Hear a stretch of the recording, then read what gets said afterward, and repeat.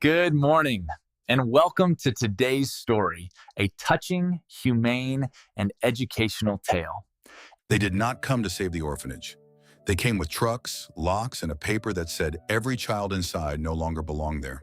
This story is about courage, loyalty, and the kind of love that turns a frightened girl into the only shelter others have left. By the time the first truck rolled through the iron gate of St. Mercy Home, the breakfast biscuits were still warm on the kitchen table. Cora Bennett stood at the stove with a dish towel over her shoulder, watching steam rise from a chipped enamel kettle. She was 17, tall for her age, all sharp elbows and quiet strength, with the kind of face that looked older when worry settled into it. Outside, the sky hung low and gray over the hills, and the wind dragged dead leaves across the yard in restless little circles. She heard the engines first, then the doors slamming, then the voices. Men's voices, official voices, hard voices. The kind that never came bearing anything good. Down the hall, little Mina Wells looked up from the floor where she had been dressing a rag doll in one of Cora's old socks. "Who is it?" she asked. Cora set the kettle aside and moved toward the front window. 3 county trucks, 2 uniformed officers, 1 black sedan. She felt something cold move through her stomach before anyone even knocked. "Stay with Jesse," she said softly. Jesse Cole, 10 years old and forever covered in dirt or trouble, was already at the door to the dining room, peeking around the frame. "That's County," he muttered. "Why would County be here?" Cora didn't answer because deep down, she already knew this was not a visit. It was an ending. The knock came once, then again louder. Miss Evelyn Harper, the orphanage director, stepped slowly out of her office, one hand braced on the wall. She was 72, thin as kindling now, her silver hair pinned neatly back, cardigan buttoned crooked at the top. Her heart had been failing for over a year, though she never liked anyone using that word. Failing. She said hearts did not fail, people just got tired. But this morning Cora saw it in her face. She looked tired, very tired. "I'll get it," Cora said. Miss Evelyn shook her head. "No, we open our own door in this house." That word landed heavy in Cora's chest. House. Not building, not shelter, not county property. House. Miss Evelyn opened the door to a gust of cold air and 3 strangers carrying papers. A man in a dark overcoat stepped forward. Mid-50s, clean hat, polished boots. No softness anywhere on him. "Evelyn Harper," he asked. She lifted her chin. "You know who I am." He unfolded the document in his gloved hand. "By order of the County Development Office, St. Mercy Home is hereby condemned and seized effective immediately. Occupants are to be relocated. Personal effects are to be limited to 1 bag per resident. The property will be secured by sundown." Silence. The kind that does not feel empty.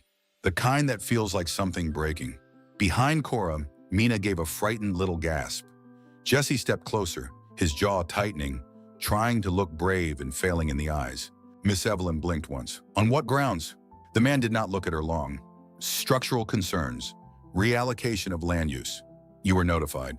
"No, we were not," Cora said before she could stop herself. The man's gaze shifted to her, flat and dismissive. "And you are someone who lives here." He glanced past her, toward the hallway, toward the children's drawings taped to the wall, the worn staircase, the hand-sewn curtains, the place that smelled like soup and soap and old hymn books.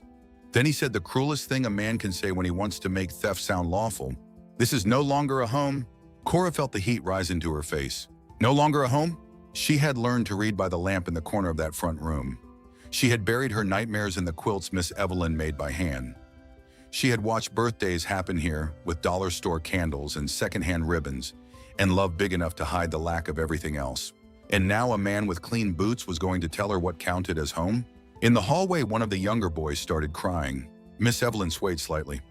Cora moved fast and caught her elbow before she fell. That was the moment something inside her changed. Not loudly, not dramatically, just clear and hard and steady. If these people took the building, fine. If they scattered the children, if they nailed boards over the windows, if they stripped the place down to wood and dust and paperwork, she still would not let Miss Evelyn be carried away like leftover furniture. Cora looked at the men on the porch, then at the frightened children behind her. And in a voice low, calm, and unshaking, she said, "You can seize the orphanage, but you're not taking her."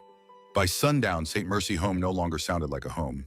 It sounded like drawers being yanked open, like frightened children crying behind half-shut doors, like boots on old hardwood floors, like strangers deciding what mattered and what did not.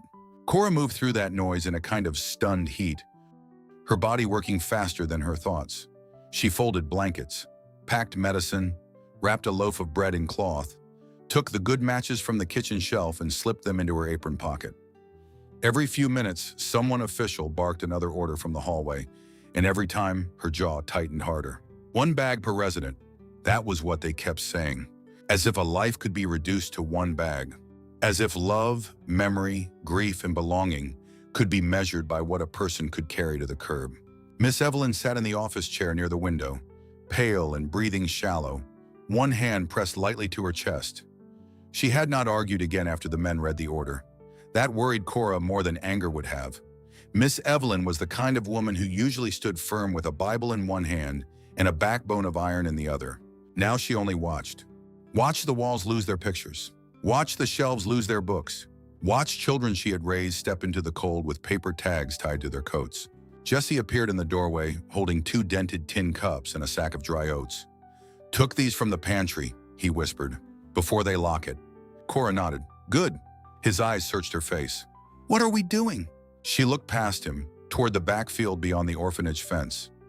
Beyond that field rose the dark line of Black Hollow Ridge, already gray under the gathering evening. The mountain looked farther away than it had yesterday, bigger, meaner, like it knew what people said about it. Old mine shafts, bad trails, a cave somewhere up there, where cold air vanished into stone and never came back out the same. Years ago, during one of Miss Evelyn's long winter evenings by the stove, she had mentioned a shelter in the ridge. Not a proper house, just an old hiding place once used by quarry workers and mountain families when storms closed the roads. Most folks had forgotten it. Others called it cursed because anything abandoned long enough in a small town eventually became a ghost story. Cora had not forgotten. She tied a blanket around a small box of medicine and said quietly, "We're leaving." Jesse blinked. "Leaving where?" "Up the mountain." His mouth fell open. "That cave place?" "Yes. That place is half stories and half snakes. It's still more than they're leaving us." For one second, Jesse looked like a 10-year-old boy again, instead of the scrappy little fighter he liked pretending to be. Then he straightened and gave a quick nod. "Okay." Mina was harder. She was curled on a narrow bed upstairs, clutching her rag doll so tightly the cloth body was bent in the middle. Her eyes were swollen from crying. When Cora told her they had to go, Mina shook her head so hard her braids hit her cheeks. "I don't want another place," she whispered. "Every other place is where people leave." Cora sat beside her and pulled the little girl into her arms. Mina was all bones and trembling breath. "I know," Cora said. That was the truth of it. Children at St. Mercy did not fear hunger first. They feared leaving, being split apart, being told not to get too attached, being sent somewhere new by adults who said it was for the best. Cora tucked the doll into Mina's coat and smoothed the child's hair back from her forehead. "You stay with me," she said. "You hear me? You stay with me, and I'll stay with you." Downstairs, the last county truck pulled away with 4 younger boys and 2 sisters from the east room. Their faces stared out through the dusty back window until the road curved and took them out of sight. The silence after that felt unbearable. Miss Evelyn tried to stand when Cora brought the blankets and provisions to the front hall, but her knees buckled almost at once. "No," Cora said gently, catching her. "Don't. My legs still belong to me," Miss Evelyn murmured, trying for dignity and nearly losing breath instead. Cora swallowed hard. "Maybe, but tonight they belong on that sled." There was an old handcart in the shed behind the chicken coop, warped at one wheel and missing half its side rail. Jesse fetched it. Cora lined it with quilts and tied on 2 sacks of food, a kettle, a lantern, a hatchet, and the little wooden cash box where Miss Evelyn kept papers too important to trust to memory. The wind picked up while they worked. Dry leaves skittered across the yard. The sky darkened by the minute. When Cora helped Miss Evelyn onto the cart, the old woman caught her wrist. "Cora," she said softly, "if that ridge is too much, if I slow you down." Cora knelt in the cold dirt beside her. There were tears in Miss Evelyn's eyes now. Not for herself, for being one more burden in a world that had already handed too many to a 17-year-old girl. Cora shook her head before she could finish. "You carried this place for 30 years, she said. "You carried kids nobody else wanted. You carried me. So no, ma'am, you are not slowing me down." Jessie took hold of the rope. Mina slipped her small hand into Cora's. And without another word, as the last light faded behind the fields of the only home they had ever known, Cora turned them toward Black Hollow Ridge. The climb started in the last blue light of evening and turned brutal before they had gone half a mile. Black Hollow Ridge was not the kind of mountain folks hiked for pleasure. It was steep, uneven, and mean in the way old country land can be when it has been left alone too long. The narrow trail behind St. Mercy had nearly vanished under dead leaves and loose shale. Briars caught at Mina's stockings. Bare branches scraped the sky like black fingers. The higher they went, the colder the air became, sharp enough to sting the throat. Cora leaned forward with both hands on the rope of the cart, pulling with everything she had. Jessie pushed from behind when the wheels stuck. Miss Evelyn sat bundled in quilts, trying not to cough, trying not to groan, trying harder than anyone had a right to ask. Mina walked close at Cora's side, one hand holding her rag doll, the other gripping the hem of Cora's coat like if she let go, the whole mountain might take her. For the first 20 minutes, nobody said much. All they could hear was the crunch of frost-hard ground, the rough drag of wood and metal over stone, and the wind moving through the trees with a hollow sound that made the ridge feel awake. Then the old cart hit a rock and pitched sideways so hard Jessie nearly lost his footing. "Hang on," Cora shouted. The right wheel dropped into a rut. The cart jerked. Miss Evelyn gasped and clutched the blanket around her shoulders. Jessie shoved with both hands, face red from effort. "This thing's gonna snap in half." "Then we keep going with half," Cora said through clenched teeth. It was the sort of answer that would have sounded almost funny on another night. Not this one. By the time darkness fully settled in, Cora's shoulders were burning. Her gloves were damp. Her breath came in white bursts. The lantern hanging from the cart threw a weak amber circle over the trail, not enough to show the whole path, only enough to remind them how much of it they still could not see. They stopped once near a crooked pine where the trail widened just enough to breathe. Mina's lips were trembling. "I'm cold," she whispered. Cora knelt in front of her and wrapped the scarf tighter around the little girl's neck. Her own fingers were so numb she could barely feel the knot she was tying. "I know, baby. Are we close?" Cora glanced up the dark slope. No lights, no shelter. Only trees, rock, and the deep black shape of the ridge above them. She could have lied. She could have said yes, almost there, just a little farther. But St. Mercy had taught her that scared children knew the difference between comfort and dishonesty. "Not yet," she said softly. "But we're still moving, and that matters." Miss Evelyn gave the faintest smile from beneath the blankets. Even exhausted, even pale as winter linen, she heard everything. That was one of the things Cora loved most about her. She never treated truth like something children had to be shielded from. They started again. The trail narrowed. The wind got nastier. Once an owl lifted out of the branches overhead, sudden and silent, and Mina gave a tiny cry. Jessie muttered something brave under his breath, though his voice cracked halfway through it. Cora kept one hand on the rope and one hand reaching back whenever Mina stumbled. About an hour later, Miss Evelyn's breathing changed. It grew shallower. Uneven. Cora noticed first when the cart felt too quiet. She stopped and lifted the lantern. Miss Evelyn's head had fallen to one side. Her face looked drained of color, her mouth slightly open, her skin almost gray in the thin light. "Miss Evelyn?" No answer. Jessie froze. "What's wrong with her?" Cora moved fast, dropping to her knees beside the cart. She pressed two trembling fingers to the old woman's neck, the way she had seen the town nurse do once after a bad fall in the kitchen. There. A pulse. Weak. But there. "Miss Evelyn," Cora said again, louder now. "Open your eyes." The old woman stirred only a little. Her lashes fluttered, then settled.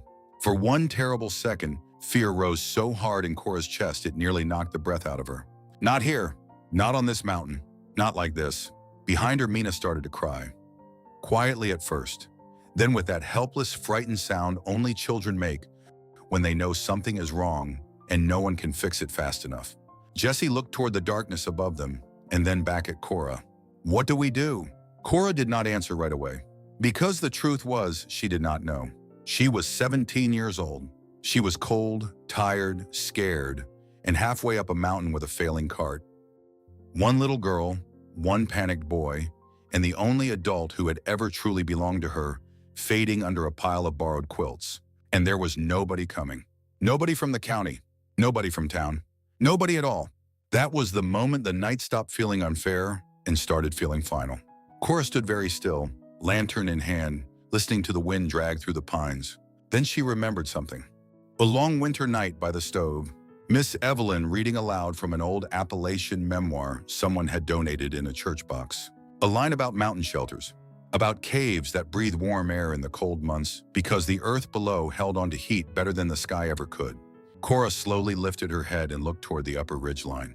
There, farther up through the trees, not light, not exactly, but a darker shape cut into the rock face, and something strange around it. The branches near that patch were not moving as wildly. The snowless ground below it looked thinner, and in the next gust she felt it. A draft. Not colder, warmer. Her heartbeat kicked hard. "Jesse," she said, her voice suddenly sharp with life. "Get behind the cart." He blinked. "Why?" "Because I think we found it." He turned, followed her stare, and for the first time all night, hope moved across his face like fire catching dry wood. Cora pulled in one breath that hurt her lungs and gripped the rope again. "Come on," she said.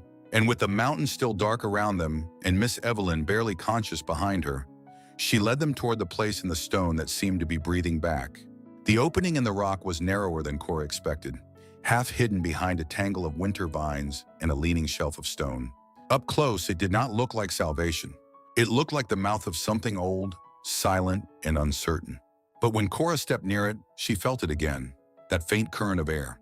Not warm like a summer breeze, not gentle, just warmer than the killing cold outside. And right then, that was enough. "Jesse, lift the lantern higher," she said. He raised it with both hands. The flames shook in the glass. Mina pressed herself against Cora's side. "Is this really it?" Cora swallowed and looked into the dark. "It has to be."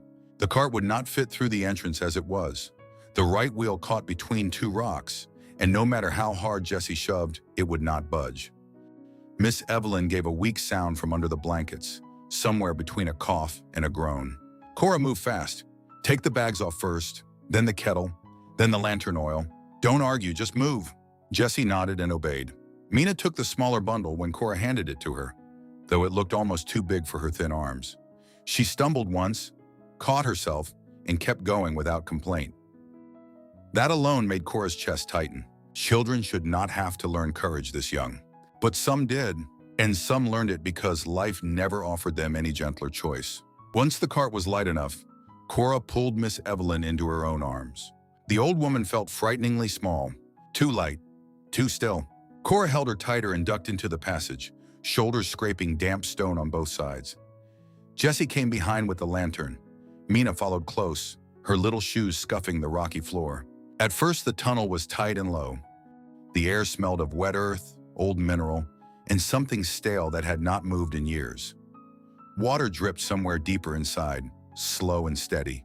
The sound echoed strangely, making the cave feel larger than the dark would allow them to see. Then the passage widened. The ceiling rose. And just like that, they stepped into a chamber broad enough to stand in. Jesse let out a breath. Oh man. The lantern glow spread in a weak amber circle across rough stone walls, a floor scattered with gravel, and the remains of something that made Cora stop in place. A fire ring. Old, collapsed, but clear enough to name. Near it sat a rusted coffee tin, a broken stool, and two wooden shelves fixed into the stone so long ago they had nearly become part of the wall. On one side of the chamber, stacked beneath a layer of dust and cobwebs, lay several flat stones and a few lengths of split wood gone gray with age. Not empty, not untouched. Someone had once tried to live here. Hope did not come to Cora in a bright rush. It came carefully, cautiously, like a hand reaching out after too much loss. "Set the blankets there," she said, pointing toward the driest-looking corner she could find. Away from the draft. Jesse moved at once. Mina knelt and laid down her bundle, then stood looking around with wide eyes. "It feels spooky. It feels dry," Cora said. That was as close to comfort as she could manage. She lowered Miss Evelyn onto the blankets and knelt beside her. The old woman's eyes fluttered open at last. Confused at first, then slowly aware. "Did we make it?" she whispered. Cora brushed cold hair back from her forehead. "Yeah, we made it." Miss Evelyn looked past her, toward the stone ceiling and the dim light in the ghostly remains of the old camp. A faint, exhausted smile touched her mouth. "I always did say," she murmured, barely audible, "the Lord hides mercy in strange places." Jesse, meanwhile, was already crouched near the old fire ring, studying it like a mechanic handed a broken engine. "Think it still works?" Cora stood and looked around more carefully. There was an opening above, small and jagged. Maybe part natural, maybe widened by hand long ago. Not much, but enough to suggest smoke might once have found its way out. Maybe still could. Maybe. That one word became everything. Maybe the cave could hold warmth. Maybe the old fire pit could burn again. Maybe the county had thrown them out and thrown them straight into the only place that might keep them alive. Then Mina made a soft sound near the wall. "Cora, what's this?" The little girl was pointing at a small metal box tucked beneath the lowest shelf. Dust had nearly hidden it. Cora went to it, knelt, and pulled it free. The lid resisted at first, then gave with a dry scrape. Inside was a folded square of cloth, a box of matches wrapped in wax paper, and beneath that, a thin, weathered notebook. Cora opened it carefully. The first page held shaky handwriting in pencil. "For whoever comes here cold and desperate, start with the west wall. It holds the heat best." For a second, nobody spoke. Even Jesse fell silent. Cora stared at the page, then turned to the next. More notes. Short lines. Practical lines. How to place stones to catch heat. How to bank a fire low through the night. Where water seeped cleanest after a freeze. It was not a diary. It was instructions. A survival guide left by someone who had once stood in this same chamber and refused to die. Cora felt something shift inside her then. Not relief. Not yet. Something steadier. A direction. She looked at Jesse. Then at Mina. Then at Miss Evelyn, weak but alive beneath the blankets. Outside, the wind battered the mountain like it wanted to tear the whole world open. Inside, in a cave no one trusted, in a town had forgotten, Cora held a stranger's notebook in trembling hands and understood one simple thing. They were not safe yet. But for the first time since the trucks rolled into St. Mercy, they had a chance. Cora did not sleep that first night in the cave. She worked. By lantern light, with cold fingers and an aching back, she followed the notebook line by line, setting flat stones along the west wall, just like the stranger had written. Jesse dragged what old wood he could find closer to the fire ring. Mina sat beside Miss Evelyn, rubbing the older woman's hands and whispering little prayers she half remembered from supper tables and Sunday hymns. Outside, the wind kept throwing itself against the mountain. Inside, Cora struck one match, then another. The first fire smoked too hard. It rolled low across the chamber ceiling and made Mina cough. Jesse covered his nose with his sleeve. For one awful moment, it felt like the mountain had tricked them, given them hope just long enough to watch it fail. But Cora did not quit. She tore the fire ring apart with bare, trembling hands and rebuilt it wider at the base, tighter near the throat, exactly as the notebook described. Then she tried again. This time the smoke hesitated, curled, then slowly drew upward into the narrow crack above. A thin ribbon at first, then more, then enough. Warmth touched the room so gently it almost felt imaginary. Miss Evelyn opened her eyes and looked toward the flame. And for the first time since the county trucks came, her face softened. "Well," she whispered, voice weak but smiling, "I'd say that counts as a beginning." By morning, the cave no longer felt like a hiding place. It felt like work, real work. The kind that gives frightened people something better than panic. It gives them purpose. Jesse hauled stones until his arms shook. Mina sorted cloth, candles, and dry food into neat little piles, proud to have a job that mattered. Cora found the clean seep the notebook mentioned and filled the kettle one careful cup at a time. And Miss Evelyn, still too frail to stand for long, became the steady voice in the center of it all. She told them where to place the bedding away from the draft. She reminded Jesse to stack wood off the damp floor. She told Mina stories while the child braided strips of torn blanket into cord. No one said it out loud, but all of them felt it. St. Mercy had not died down in the valley. It had followed them into the mountain. 2 days later, the storm came in hard. Snow slammed against the ridge. Wind screamed through the trees. The world beyond the cave disappeared into white. But inside, the fire held. The stone held. And the four of them held. On the third night, Miss Evelyn called Cora close. The old woman's face looked smaller now in the firelight, more transparent somehow, as if the years inside her had thinned down to something tender and bright. "You listen to me," she said softly. Cora knelt beside her. Miss Evelyn reached for her hand and wrapped thin fingers around it. "They took a building," she whispered. "That's all they took." Cora's throat tightened. Miss Evelyn's tired eyes moved toward Jesse sleeping by the wall. Then Mina curled up with her rag doll near the fire. "A home," she said, "is whoever you carry when things fall apart." Cora bowed her head, and for 1 second, the brave face slipped. Not because she was weak, because she was 17. Because she was tired. Because no one that young should have to become the strong one overnight. But when she looked back up, there was something different in her now, something steadier. She was no longer just a girl trying to save what was left. She was becoming the kind of person other people survived because of. And maybe that is how strength really begins. Not when life is easy, not when someone comes to rescue you, but in the moment you realize nobody's coming and you love people enough to keep building anyway. So let me ask you something. What would you have done in her place? Would you have walked away or carried home with you into the dark? That winter on Black Hollow Ridge was only the beginning. Because the cave did not just shelter them from the storm, it was about to change the whole town below. If this story moved you, stay with me for what happens next. And if you believe courage, loyalty, and love still matter in this world, subscribe to the channel and be part of this journey.